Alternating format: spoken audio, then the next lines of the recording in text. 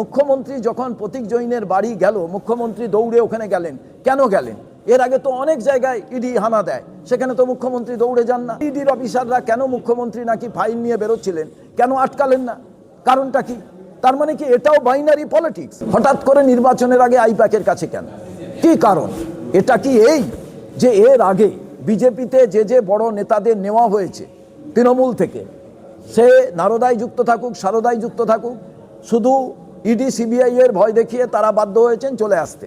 তারা এখন বিজেপির জিন্দাবাদ করে বেড়াচ্ছেন এবং তারা তৃণমূল খারাপ, অন্য দল খারাপ, শুধু একমাত্র নরেন্দ্র মোদী, অমিত শাহই ভালো গান গেয়ে যাচ্ছেন।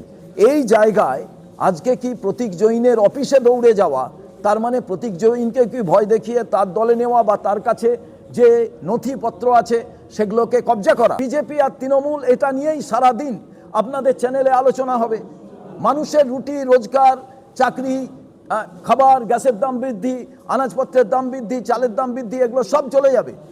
ওষুধের দাম বৃদ্ধি, এগুলো কিছুই আর ডিসকাশনে থাকবে না। এই কারণেই কি এই বাইনারি পলিটিক্স তৈরি হলো যে সারা দিন ধরে নির্বাচনের আগে বিজেপি আর হচ্ছে ইডি সিবিআই, আর একদিকে রাজ্য পুলিশ এবং তৃণমূল, এই নিয়ে ডিসকাশন হবে, এই নিয়েই আপনাদের প্রশ্ন। কিন্তু আপনারা কেউ জিজ্ঞেস করলেন না যে সত্যিকারের বাংলা বলার অপরাধে আজকে উড়িষ্যা থেকে যে পরিবারগুলোকে বাংলাদেশে পাঠিয়ে দেওয়া হয়েছে তাদের পরিণাম কি হবে? যাদের বাংলা বলার কারণে পশ্চিমবাংলার জুয়েল রানাকে মেরে ফেলা হলো, তার কম্পেনসেশনের ব্যাপারে কি হবে?